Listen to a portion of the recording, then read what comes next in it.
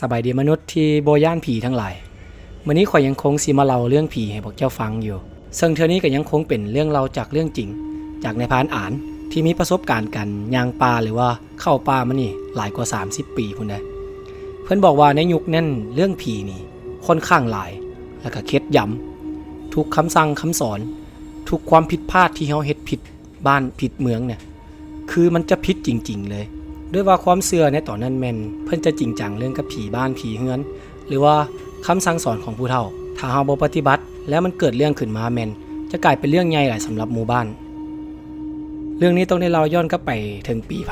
1987หรือว่าประมาณ37ปีก่อนตอนนั้นนายพรานอ่านก็มีอายุเพียงแต่21ปีซึ่งเป็นบ้านที่ว่าเรียบแคมป์น้ำงืมเลยตัวบ้านจะเป็นชุมชนน้อยๆนึงจะบ่ใหญ่หลายจะอยู่ห่างกันประมาณ10เมตรต่อหลังหรือว่า5เมตรต่อหลังนึงในคืนนั้นแมนนายพรานหลังจากกินข้าวแล้วกับครอบครัวกับแมนมานั่งอยู่หน้าบ้านเพราะว่าต้องทำการจักตอกเพราะว่าเดือนนี้หรือว่าอีกอาทิตย์ต่อไปเพิ่นจะได้เกี่ยวข้าวละการนั่งอยู่หน้าบ้านแมนอาศัยแสงเดือนแล้วก็ตะเกียงสังกะสีอันนึงซึ่งมื้อนั้นแมนประมาณ12ค่ำเดือนค่อนข้างเต็มค่อนข้างใหญ่หรือว่าตัวบ้านก็เป็นบ้านที่เป็นบ้านป่าบ้านดงมีต้นไม้อย่างอ้อมหลาย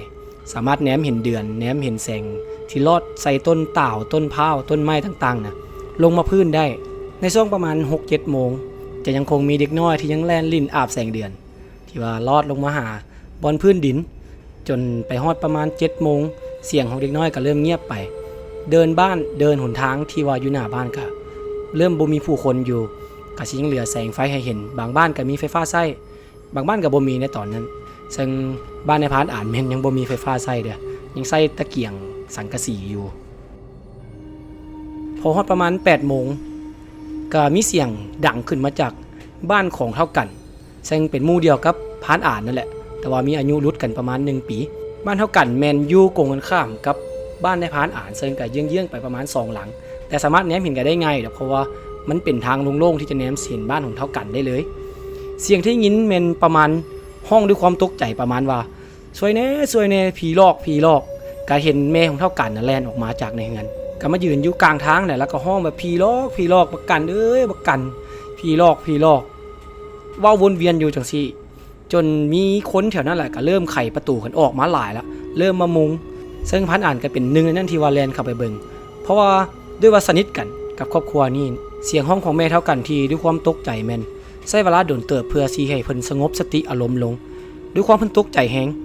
พ่อของเท่ากันก็แม่นอยู่หั่นแต่ว่าเพิ่นบ่ได้เห็นผีนํก็จับใจความได้ประมาณว่ามันมีคนผู้หนึ่งตัวใหญ่ๆแล้วก็ใส่เสื้อสีดำลายทหารเปียกน้ำมานั่งอยู่เฮือนครัวเพื่อจะเกี่ยมเฮ็ดอีหยังบางอย่างกินอยู่เฮือนครัวด้วยว่ามันมีเสียงดังก้องๆแกงๆในเวลาดึกกลางคืนแม่ของเราก็เริ่มสงสัยว่าเป็นลูกบ่หรือว่าเป็นไผมาเฮ็ดกินก็เลยลุกขึ้นไปเบิ่งก็เห็นว่ามีเงาตะคุ่มเป็นคนตัวใหญ่ๆท่วมๆที่ว่ากำลังจะดั่งไฟอยู่แม่เท่ากันก็ฮู้แล้วว่านั่นบ่แม่นลูกเราเพราะว่าคนที่อยู่ทั้งหน้าเรามันจะตัวใหญ่เกินไปซึ่งบ่แม่นลูกของเราแล้วก็แถมเปียกน้ำอีกเป็นเลื่อมๆเราก็หันไปจับเอาโคมที่อยู่กลางเสาเฮือนพร้อมกับหันไปเห็นมีดก็แม่นได้มีดมาอันนึงเกี่ยมที่จะไปสู้กับคนผู้นั้นนั่นแหละแต่ว่าพอเยื้องไฟสายไปแล้วก็ห้องถามใส่ว่าเอ้ยแม่นไผมาเฮ็ดหยังอยากกินข้าวกินน้ำก็บอกกันเหมือนไทยถามประมาณนี้ก่อนแต่ว่าคนผู้นั้นก็บ่หันมาแล้วก็เยื้องไฟใส่แล้วก็ไปคันบ่เฮ็ดหยังออกไปเพราะว่าเดี๋ยวพ่ออันเท่ากันมาเห็นนี่มึงตายรู้ได้นี่คันมาเห็นมึงมาลักเครื่องมาหยังบอกแม่เท่ากันก็เอิ้นหาพ่อเลยเพราะว่าคันตัวเองเป็นผู้หญิงผู้เดียวสิไปสู้กับผู้ชายก็คือสิบ่ไหวก็เอิ้นหาพ่อพอมีคนขึ้นมาลักเครื่องอยู่เฮือนแต่ในขณะที่เราห้องอ่ะนะคนพวกนั้นก็มันเริ่มหันมาซ่าๆแล้วก็หันมาเบิ่งครับคล้ายครับคาว่าเป็นลูกชายของตัวเองแต่ว่าจะอยู่ในห้างที่ค่อนข้างตุ้ยแล้วก็บวมใบหน้าเนี่ยเต็มไปด้วยน้ำแต่บ่ได้เป็นตาย่านปานนั้นก็แค่เราตุ้ยขึ้นหลังจากนั้นผู้ชายคนนั้นก็เริ่มเว้าขึ้นว่าลูกอยากเข้าลูกหิวข้าวลูกอยากเข้าลูกหิวข้าวหลังจากนั้นก็เว้าซ้ำๆแบบซี่แล้วตัวของเราก็เริ่มใหญ่ขึ้นแล้วก็พุ่งเข้ามาใส่ตัวแม่เฮ็ดให้แม่น่ะล้มลงหงายหลังเลยแต่ว่าบ่ได้เป็นหยังปานนั้นหลังจากนั้นก็แม่นสติแตกแล่นออกมานอกดังที่ค่อยเล่าแต่แรกเลยผู้เป็นแม่พยายามยืนยันว่าสิ่งที่เราเห็นน่ะเป็นลูกชายเราแท้ๆเป็นเท่ากันแท้ๆหลายคนยังบ่ทันคิดถึงเรื่องการเสียชีวิตเทื่ออาจจะเป็นเพียงลางไห้หรือว่าลางบ่ดีที่มาเตือนแม่ฮู้ว่าอาจจะเกิดหยังขึ้นกับลูกชายเราแต่ว่าเท่ากันบ่ได้อยู่บ้านซึ่งเราไปนอนอยู่นา ก็ยังบ่ได้กลับมาเทื่อจำเป็นต้องว่าได้นำไปเบิ่งอยู่นาซึ่งตอนนั้นก็แม่นรวบรวมผลกันประมาณ6คนพร้อมกับโคมไป2อันแล้วก็ตะเกียงสังกะสีไปอีก4อันตัวบ้านแม่นบ่ค่อยไกลจากนาพบปานใดเพราะว่าใช้เวลาย่างไปประมาณ 15-20 นาทีก็ฮอดละพอของเท่ากันพอฮอดเถียงนาก็แม่นขึ้นไปก่อนหมู่เลยก็ไปเบิ่งก็บ่เห็นกันอยู่ก็เห็นแต่บอนนอนเห็นแต่เครื่องทุกอย่างยังอยู่ครบแต่ว่าสิ่งที่บ่เห็นจะบ่เห็นปืนแล้วก็บ่เห็นพวกตะเกียงต่างๆที่ว่าต้องได้ใช้ในการใต้ในกลางคืนนั้นหายไปก็เลยให้ทุกคนนะพยายามห้องแล้วก็ออกตามหากันรอบบริเวณนั่นแหละเพราะว่าเป็นไปได้ที่เราจะออกไปหากินหรือว่าไปคั่นนาไปกวดเบิ่งเข้าอีกต่างๆด้วยว่าแสงเดือนที่มันแจ้งนะมันสามารถแนมเห็นทุ่งนาได้สุดลูกหูลูกตาเลยแต่ก็บ่เห็นแสงตะเกียงบ่เห็นแสงหยังเลยคาดเดาได้ว่าเราอาจจะอยู่ในป่าหรือว่าบ่ได้อยู่แถวนั้นอาจจะไปลิ้นสาวเพราะว่าในยุคนั้นก็แม่นทุกคนก็ยังเป็นบ่าวเคิมใหม่อยู่ใช้เวลาตามหาอยู่เกือบชั่วโมงนี่แหละก็ได้ยอมถอดใจเพราะว่ามันมีความเป็นไปได้ที่เราจะบ่อยู่หั่นนั่นล่ะอาจจะไปลิ้นสาวคือจังหวะนั่นแหละก็เลยพากันกลับก็มาเล่าสู่กับครอบครัวสู่กับคนที่นั่งท่าอยู่จำนวนหลายเพื่อฟังการอัปเดตว่าเกิดหยังขึ้นเรายังอยู่บ่หรือว่าสิ่งที่แม่เห็นน่ะมันเป็นเพียงภาพหลอนหรือว่านั่นเป็นผีของเท่ากันแท้แต่สุดท้ายก็สรุปหยังบ่ได้ก็จำเป็นต้องแยกย้ายกันไปนอนเพื่อฟังข่าวของมื้ออื่นว่าสิเป็นจังใดในเช้าของมื้อต่อมาแม่นในพานอ่านกันแม่นลุกเลยตั้งแต่ 6 โมงเพื่อจะแล่นไปหาเท่ากันที่อยู่เถียงนาว่าเรากลับมาหรือยังแต่พอไปฮอดก็ดังคือเก่าเลยทุกอย่างยังคงเงียบบ่เห็นห้องห้อยของการอยู่ของเท่ากันซึ่งการคาดเดาของพานอ่านแม่นแล้วน่าจะเข้าป่าเพราะว่าลายย่างที่เป็นปืนเป็นลูกปืนหรือว่าเป็นเปที่ว่าเราใส่ไปป่าน้ำกันก็แม่นหายไปเบิดซึ่งการไปป่าแต่ละครั้งมันต้องใช้เวลาอยู่1คืนถึง2คืนจึงจะออกมาบ่สามารถอัปเดตข้อมูลอย่างกันได้ในตอนนั้นก็เลยต้องได้ปล่อยเวลาล่วงเลยมาจนค่ำก็เกิดการวงสนทนาขนาดใหญ่ขึ้นอยู่กลางบ้านหรือว่าเดินหนทางนั่นแหละเดินกลางบ้านก็มีหลายครอบครัวมาล้มกันแต่ว่าในนั้นมันก็เป็นการล้มกันแบบมีความสุขบ่ได้คิดถึงเรื่องการเสียชีวิตหรือว่าเรื่องผีเรื่องสางประการใดเพราะว่าหลายคนก็ตีความหมายว่ามันเป็นเพียงเมอาจจะตาฝาดหรือว่าเป็นเพียงสัญญาณใดบางอย่างซื่อๆพอดึกเข้ากับวงสนทนาก็เริ่มน้อยลงทุกคนเริ่มทยอยกลับบ้านกันว่าในเมื่อนั้นก็เป็นเดือนใหญ่ใกล้สิวันศีลละส่วนในพันอ่านก็แม่นเข้านอนตามปกติแหละแต่สุดท้ายก็ต้องมาสะดุ้งตื่นกับเสียงของแม่ของเท่ากันห้องอีกเทื่อนึงแต่ว่าเท่านี้จะมีทั้งเสียงพ่อและเสียงแม่ที่ห้องพร้อมกันว่าผีหลอกผีหลอกโอ้ยโอ้ยผีหลอกแล้วก็แล่นออกมาหน้าบ้านคือกับเมื่อวานนี่เลยกว่าสิคุ้มสติทั้งพ่อทั้งแม่ให้หยุดเว้าก่อนได้ก็บ่แม่นของง่ายเพราะว่าเพิ่นตื่นแฮงเพิ่นเหลือแฮงกว่าจะจับให้ทั้งพ่อทั้งแม่เพิ่นตั้งสติแล้วก็เล่าให้ฟังได้ก็กินเวลาไปโดนเติบเพราะว่าเพิ่นทั้งแลนทั้งสิดึงกันไว้อยู่คนเป็นพ่อก็แม่นเริ่มเล่าเลยก็สิ่งที่เห็นก็คล้ายๆคือกับแม่ที่เราเมื่อวานนี้จะมีซ้ายผู้นึงตัวใหญ่ๆอ้วนๆท้วนๆสมบูรณ์แบบตุ้ยเลยในตอนนั้นแล้วก็มานั่งเฮ็ดกินอยู่บนศาลคือเก่าด้วยสภาพที่นุ่งชุดทหารสีดำๆมืดๆแล้วก็มีน้ำเปียกเต็มพื้นเฮือนบอนที่เรานั่งอยู่ด้วยว่าพองเท่ากันเรารู้สึกย่านแล้ว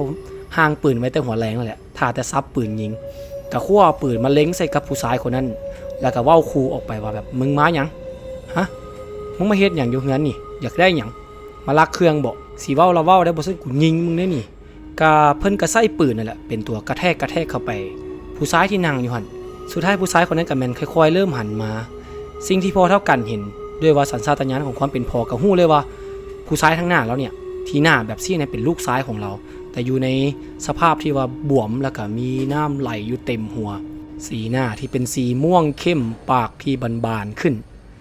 ตาที่แดงๆสิ่งที่เราเว้าขึ้นมาก็คล้ายๆคือกับเว้ากับแม่เลยว่าค่อยหิวข้าวค่อยสิเฮ็ดอันกินมีหยังกินบ่ค่อยหิวข้าวค่อยอยากกินข้าวแล้วก็โตเริ่มใหญ่ขึ้นแล้วก็พุ่งเข้ามาใส่พ่อกับแม่อีกบัดหนึ่งจนให้พ่อกับแม่นั่นก็ล้มไปอีกในขณะที่พ่อแม่กำลังตกใจแฮงกับสิ่งที่เห็นแบบว่าบ่ฮู้ว่ามันเป็นหยังเถื่อก็เสียงปองเยี่ยมก็เริ่มไข่พรึมออกบัดหนึ่งสิ่งที่สังเกตเห็นได้ก็แม่นมันจะมีมือคู่นึงค่อยๆจับปองเยี่ยมแล้วก็ค่อยๆดึงหัวของตัวเองให้ขึ้นมาก็ตาก็จะเริ่มใหญ่ขึ้นหัวเริ่มเห็นหน้าเห็นความมันเป็นตาย่านนั่นแหละเพราะว่าตาของเรามันจะเป็นแดงโพงใหญ่แล้วค่อยๆกระทึบหน้าขึ้นมาแล้วก็เว้าออกมาคำเก่าเลยว่าลูกหิวข้าวแม่ลูกหิวข้าวลูกหิวข้าวแล้วก็พ่อแม่ก็ตอนนี้แม่นสติบ่อยู่ละก็รีบลุกขึ้นไปไขประตูแล่นออกมานอกบ้านห้องโวยวายว่าผีหลอกดังที่ค่อยเล่าไปแต่ต้นเลย ก็ทุกคนก็เริ่มไขประตูออกมาคือเก่าแหละเพราะว่าเสียงของเรามันดังแฮงทุกคนก็มาไล่กันจับเราให้เราตั้งสติจับนั่งเพราะว่าตอนนี้แม่นทั้งพ่อทั้งแม่แม่นเอาสติบ่อยู่ละห้องแต่โวยวายว่าผีหลอกกูผีหลอกกูลูกชายกูเป็นผีมาหลอกกูสุดท้ายก็กลายเป็นเรื่องใหญ่เพราะว่าทุกคนที่อยู่บริเวณนั้นก็แม่นเกิดการรวมตัวกันขนาดใหญ่สนทนากันเรื่องของเท่ากันนี่ว่าเกิดหยังขึ้นกับเราทุกคนก็ลงความเห็นว่ากันน่าจะเสียชีวิตไปแล้วอาจจะจมน้ำด้วยว่าสภาพที่การเล่าของพ่อแม่แม่นเหมือนจะเปียกน้ำเหมือนจะเกิดหยังขึ้นกับเราก็เลยต้องได้ไปเอิ้นสัปเหร่ออยู่ที่วัดมาลมเพราะว่าสัปเหร่ออยู่วัดมีฐานะที่เป็นทั้งสัปเหร่อแล้วก็เป็นทั้งหมอผีได้พอมาฮอดหมอผีกันแม่นเริ่มเลยด้วยว่าหมอผีมีเกี่ยมเครื่องเกี่ยมอุปกรณ์เอียงมาหลายๆอย่างซึ่งในพานอ่านก็บ่แน่ใจดอกครั้งแรกก็จะแม่นมีทั้งหมอหุ่นมีทั้งเป็นกระด้งเข้าแล้วก็ใส่เครื่องที่เพิ่นมีหั่นแหละมีข้าวสารมีหยังแล้วก็ทำการย่างอ้อมเฮือนเพื่อเฮ็ดบางอย่างที่จะได้ฮู้ได้ว่าสิ่งที่เกิดขึ้นนั่นน่ะมันเป็นผีหรือว่ามันเป็นเพียงภาพลวงตาสุดท้ายสัปเหร่อก็แม่นฟันธงว่านั่นเป็นผีของเท่ากันแท้เราเสียชีวิตไปแล้วด้วยการจมน้ำอาจจะอยู่ในตัวน้ำเงิมหรืออาจจะอยู่ที่แถวนาแต่ว่าหมอผีบอกว่าจุดที่เราอยู่น่ะมันจะคับแคบแหงแล้วก็ออกมาบ่ได้ตอนนี้แม่นเราน่าจะเสียชีวิตไปหลายมื้อแล้วหลังจากที่สัปเหร่อเพิ่นฟันธงนั้นก็แม่นให้ทุกคนนอนบ่ได้เลยเพราะว่าแตกตื่นกันทั้งหมดสุดท้ายก็มาลงความเห็นกันว่าต้องได้ให้ยาพ่อเพิ่นมาช่วยปัดเป่าแล้วก็อ้อมสายสิญจน์ให้กลับบ้านเพื่อป้องกันเท่ากันเนี่ยกลับคืนมาก่อนด้วยว่าหลายคนก็เว้าเป็นเสียงเดียวกันว่ากันเราน่าจะยังบ่ฮู้ว่าเราเสียชีวิตสังเกตให้เรานะวนเวียนกลับมาบ้านนี่3 มื้อ 7 มื้อเฮาต้องหาวิธีให้เราฮู้แล้วว่าเราเสียชีวิตแสงเดือนที่ว่าสาดส่องลงมากลางหมู่บ้านเฮ็ดให้สามารถเห็นได้เบิดทุกคนที่ว่านั่งเรียนอ้อมเฮือนของเท่ากันกับยาพ่อที่ยืนอยู่เครื่องกลางเพื่อจะเกี่ยมล้อมสายสิญจน์ให้กับบ้านเท่ากันแล้วก็ตัวบ้านอื่นๆที่อยู่ในเขตบริเวณนั้นเป็นต้นก็แม่นทางเข้าหมู่บ้านแล้วก็ทางออกของหมู่บ้านในที่สุดพิธีกรรมก็แม่นจบลงยาพ่อก็ถูกนิมนต์ให้กลับไปจำวัดคือเก่าแต่ว่าหลายคนหรือว่าชาวบ้านกับคนฮู้จักกันนั้นแม่นยังบ่มีไผสามารถนอนได้ยังคงตั้งวงสนทนากันอยู่จนฮอดกายเที่ยงคืนไปในพานอ่านเราว่าตอนนั้นแม่นเสียงที่ล้มกันค่อนข้างดังไปไกลหลายหลังคาเฮือนเลยแหละเพื่อช่วยกบเกลื่อนเพื่อช่วยให้ทุกคนสบายใจลงกับเรื่องตลกสาธุสุขดิบกันเรื่อยๆไปแต่ว่าสุดท้ายเสียงทุกคนก็ต้องได้เงียบลงเพราะว่าเสียงที่หมามันเห่าหมามันหอนไล่เลียกันมาแต่ท้ายบ้านให้ทุกคนต้องได้มิดฟังว่ามันเกิดอย่างขึ้นคนที่อยู่ในวงเกือบ20ปลายคนเม่นเงียบทันทีและก็หันไปหาปลายเสียงที่ดังมาจากท้ายบ้านสิ่งที่เห็นจะเป็นแสงเดือนที่แบบฮูงแห้งๆตัดกับเงาของต้นพร้าวต้นตาลที่เป็นเส้นๆและสิ่งที่เห็นอยู่ก้องเงานั่นก็คือจะเป็นคนห่างใหญ่ๆผู้หนึ่งที่กำลังย่างมาด้วยความไว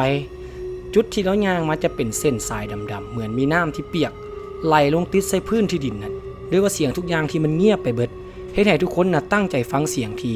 คนผู้นั้นเว้าอย่างเดียวเลยก็คือกูหิวข้าวกูหิวข้าว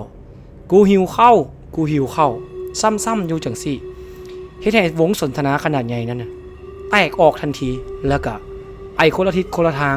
ทุกคนบ่ฮู้ว่าไปไสทุกคนแล่นกลับบ้านเลยไปไสก็บ่ฮู้เลยตัวในพาร์ทอ่านฮู้เมื่ออีกนึงก็แม่นอยู่บ้านของตัวเองละแต่ว่าหันหลังไปก็จะเห็นพ่อแม่ของเท่ากันมาอยู่บ้านของในพาร์ทอ่านนั้นตอนนี้ทุกคนแม่นผวาแฮงได้ยินเสียงห้องของพ่อเท่ากันบอกว่าอัดปงเยี่ยมอัดประตูอัดปงเยี่ยมในพาร์ทอ่านก็แม่นเขี้ยวแล่นไปอัดประตูอัดปงเยี่ยมแต่ในจังหวะที่เรากำลังอัดปงเยี่ยมนั่น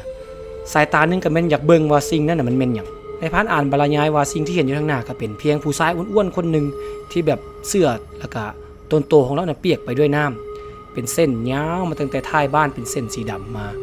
ก็เบิ่งได้ออกขับคายขับคาว่าน่าจะเป็นเท่ากันนั่นแหละแต่ว่าอยู่ในห้างที่แบบตุ้ยบวมขึ้นแฮงแต่แล้วก็หันหน้ามาซ่าๆพร้อมมันยิ้มใส่กับในพาร์ทอ่านว่าอ่านหิวข้าวอ่านกูหิวข้าวยืนว่าวจังซั่นแหละบอกดนๆสุดท้ายเนี่ยพ่อของเท่ากันก็เป็นโดดเข้าไปอัดปงเยี่ยมไว้ครึบพร้อมกับดึงในพาร์ทอ่านลงมาแล้วก็บอกไว้ตั้งสติเพราะว่าตอนนี้ในพาร์ทอ่านแม่นข้างไปเลยละหลังจากในพาร์ทอ่านได้สติมาก็ยังคงได้ยินเสียงผู้ชายคนนั้นเว้าขึ้นมาอยู่ก็ยังคงเว้าซ้ำๆคำเก่าก็คือแม่ลูกอยากเข้าพ่อลูกอยากเข้าไขประตูให้ลูกแด่ลูกอยากเข้าเว้าซ้ำๆสั้นๆไปหลายชั่วโมงจนสุดท้ายก็แม่นเสียงนั้นก็เริ่มเงียบคอยซาลงแล้วก็มิดหายไปทางประตูเข้าบ้านใหญ่พุ่นเลยหงเศร้าในมือต่อมาก็แม่นเกิดวงสนทนาขนาดที่ใหญ่กว่าเก่า ใหญ่กว่าทุกมื้อที่เคยผ่านมาเลยเพราะว่าทุกคนได้รับผลกระทบทุกคนย่านทุกคนบ่ได้รับได้นอนกันเลยในบ้านก็ลงความเห็นกันว่าเราต้องตามหาศพของเราซึ่งมันเป็นไปได้ที่เราจะเสียชีวิตมาแท้ๆแล้วล่ะก็แม่นตั้งกลุ่มกันออกเป็นหลายๆกลุ่มละประมาณ 4-5 คนกระจายกันออกไปทั้งหมู่บ้านทั้งเหนือทั้งใต้แล้วก็ที่แน่ๆแม่นต้องไปเลาะเลียบแคมป์น้ำเงิมนี่ให้หลายที่สุดเวลาก็ล่วงเลยไปจนว่าเกือบครึ่งมื้อแล้วแต่ว่ายังหาศพของเราบ่เจอเพราะว่าหลายเสียงก็ยังคงเถียงกันว่ามันน่าจะบ่แม่นเราหรืออาจจะเป็นสิ่งอื่นก็มีแต่ว่าหลายเสียงก็ยังคงบอกว่านั่นมันเป็นผีของเรากันแท้จนเรื่องนี้ก็แม่นได้ดังไปในหลายๆหมู่บ้านก็ได้มีหมอผีท่านนึงเพิ่นมาช่วยก็ตอนนั้นแม่นเพิ่นจื้อบ่ได้ว่าแม่นหมอผีหยังแต่ว่าเก่งเรื่องผีพายน้ำเก่งเรื่องกับการเฮ็ดพิธีกรรมเรื่องเกี่ยวกับคนจมน้ำนี่มาช่วยพอแต่มาฮอดเพิ่นก็แม่นเฮ็ดพิธีกรรมเลยทั้งไหลเหือทั้งใส่เครื่องวานบ่ฮู้ว่ามีหยังใดที่ว่าหมอผีเพิ่นเฮ็ดไปแต่ใช้เวลาเพียงบ่ฮอดครึ่งชั่วโมงเพิ่นก็ชี้จุดที่ว่าเป็นก้องขวาแล้วก็จะมีไซส์ขนาดใหญ่ตัวนึงที่อยู่บนก้องขวาที่จะลัดเอาน้ำก่อนที่จะลงตกไปใส่น้ำเงินมันนะว่ามีคนเสียชีวิตอยู่ในนั้นไซส์ตัวนั้นมันจะค่อนข้างใหญ่ซึ่งมีหน้ากว้างประมาณหม่องเกือบเมตรนึงประมาณ 80-90 เซนเป็นไซส์ใหญ่ที่ยาวไปเกือบ3 เมตรสายสกัดทั้งหลายก็แม่นแล่นลงไปซองเบิงก็พบอีหลีมันมีหางของคนผู้หนึ่งที่แบบติดคาอยู่ในไซส์ตัวนั้นค่อนข้างใหญ่แล้วก็มีแหงน้ำที่โตนออกมาจากบอนห้วยตัวนั้นแล้วก็ก่อนที่จะลงไปหาแม่น้ำใหญ่ทุกคนก็ช่วยกันดึงหางตัวนั้นขึ้นมาก็เป็นไปตามที่คิดเลยหางที่ช่วยกู้กันขึ้นมานั่นเป็นหางของเท่ากันซึ่งตำรวจสรุปว่าเราเสียชีวิตมาแล้ว2 มื้อก็เกิดจากถูกยิงเข้าที่หน้าอกสิ่งที่ตำรวจพออธิบายได้ก็คืออาจจะเกิดจากการเรื่องสู้สาวแล้วก็เกิดการยิงกันแล้วก็นำเอาศพนะมาทิ่มลงขัวบนนี่เพื่อที่จะให้ศพน่ะไหลไปตามน้ำแล้วก็ทำลายหลักฐานไปแต่ว่าศพของเท่ากันก็มันมาติดอยู่กับไซต์ตัวนี้ซื่อๆก็เลยบ่ได้ไหลไปใส่ไก่หลังจากที่ได้ศพขึ้นมาแล้วก็มันเกิดการตกลงกันขนาดใหญ่เพราะว่ามันใกล้สิวันศีลอีกบ่พอได้มื้อแล้วจำเป็นต้องได้เผามื้อนี้แล้วก็เฮ็ดพิธีเพื่อบอกกล่าวกับตัวกันว่าเราน่ะเสียชีวิตบ่ซั่นละมื้อแลงนี่เราสิกลับมาแน่นอนหลังจากตกลงกันได้แล้วก็แม่นทุกคนก็เริ่มเอาสาดผือมาหลายๆผืนเพื่อมาห่อเท่ากันใส่รถอีแตนเพื่อจะขึ้นไปเผาศพอยู่ถึงวัดส่วนตัวแม่กับพ่อก็แม่นกำลังจะซอกหาหมอผีที่ว่ามาช่วยซอกก็เพิ่นก็หายไปแล้วบ่ฮู้ว่าเพิ่นไปไสซึ่งบ่ทันได้ครอบลาหรือว่าขอบใจอีหยังกันเลยเพิ่นก็กลับบ้านไปก่อนละกลับมาที่วัดก็แม่นทุกคนเบิดหมู่บ้านก็แม่นรวมตัวกันอยู่หั่นเพื่อมาเฮ็ดเตาฟืนหรือว่าเตารอเพื่อเกี่ยมเผาศพของเท่ากันพิธีเผาศพก็แม่นดำเนินไปด้วยความปกติแหละบ่มีหยังเกิดขึ้นบ่มีหยังเป็นตาย้านหรือว่ามีหยังที่ให้แบบเคลือบแคลงใจก่อนพกคำแม่นก็เกิดการเฮ็ดพิธีกรรมสวดมนต์ไล่ผีขนาดใหญ่ขึ้นโดยการเอิ้นทั้งครูบาทั้งในตัวบ้านเองและก็ตัววัดที่อ้อมแอมแถวนั่นแหละเพื่อมาเฮ็ดสวดมนต์วางสายศีลอ้อมบ้านเพื่อให้ทุกคนน่ะสบายใจว่ามื้อแลงจะบ่มีหยังมาอีกเพราะว่าตอนค่ำมาก็แม่นทุกคนยังอยู่ในกลางบ้านอยู่รวมทั้งยาพอรวมทั้งสัปเหร่อบ่มีผู้ใดได้กลับไปวัดหรือว่าแตกกันเลยซึ่งเกิดเป็นวงขนาดใหญ่ที่อ้อมสายศีลไว้ทุกคนยังอยู่ในวงสายศีลกันแต่ว่าจนแล้วจนรอดจนฮอดเที่ยงคืนแล้วก็จนฮอดเช้า